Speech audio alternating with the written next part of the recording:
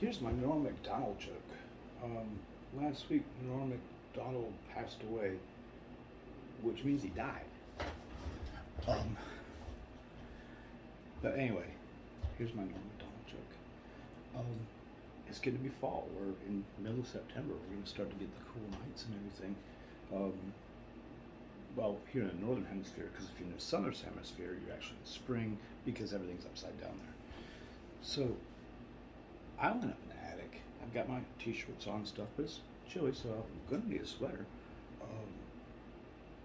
And I went up to the attic. And there's a trunk with the sweaters. My wife had packed them up at the end of winter and put mothballs in them. And I wondered, how did the mothballs work? So I did some research on it, and they're made of something called naphthalene. That sounds like some kind of World War II thing, like, get your naphthalene today. It's something that your grandfather would buy, stick in his garage, and then sneak out and sniff it or something like that. So, mothballs, yes. So, mothballs, they're like that big, so maybe, 3/4 of an inch across. I started thinking about it, it's like, how do they work? So I went down to the Raleigh's Museum of Life and Science, which is cool because they have life and they have science. I wonder if they've got like a death and alchemy museum, because that might be cool too. Actually, that would be an interesting thing. So I talked to the insect guy. Was it a herpetologist? And this guy's name was Herb. And he was pathologizing something. And I asked him, and he showed me these displays of all these moths. The moths go from tiny to like 3 inches or so far. So I asked him, what's the average size? He's like, 2 inches.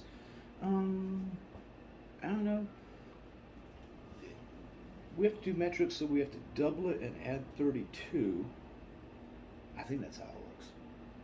Anyway, he said that like the average moth has these, or Lepidoptera, which is what they're really called.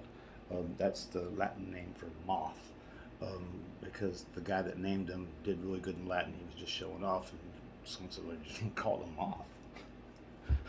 Lepidoptera. But he said they have these dorsal and ventricle funiculum. But it's their junk. It's their package. You got the veniculum, the dorsal and ventral, so I think it's front and side, so that, and they got hooks and things like that. And the testes are a basal taxa, and I didn't know that we were taxing moths on basal, but whatever. So, I open up the trunk, and there's the sweaters, and then I can see the little mothballs that my wife had put in there to protect the cashmere and wool and everything, the stuff that moths really like to eat. So I got to thinking about what the Herb said about the bugs, and the size of their junk. And I'm thinking, it's like, okay, if I look at myself, there's ranges and stuff like that. It's like, okay, so a moth, good sized moth, his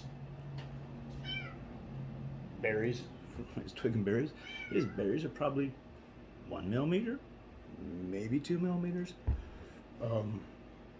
which is really tiny. So then I start thinking, whoa, okay, let's put scientific method. Say it's the biggest, baddest moth you ever seen. He's got ones that are 5 millimeters. He's packing. So this moth comes in to my attic, uninvited, goes in, tries to get in my sweaters. He opens up the little thing, looks down, and he sees a whole pile of these mothballs that are like 1 inch in diameter. And this is how the mothballs work. The moth goes, oh hell, I ain't got but like 3 or 4 millimeter balls.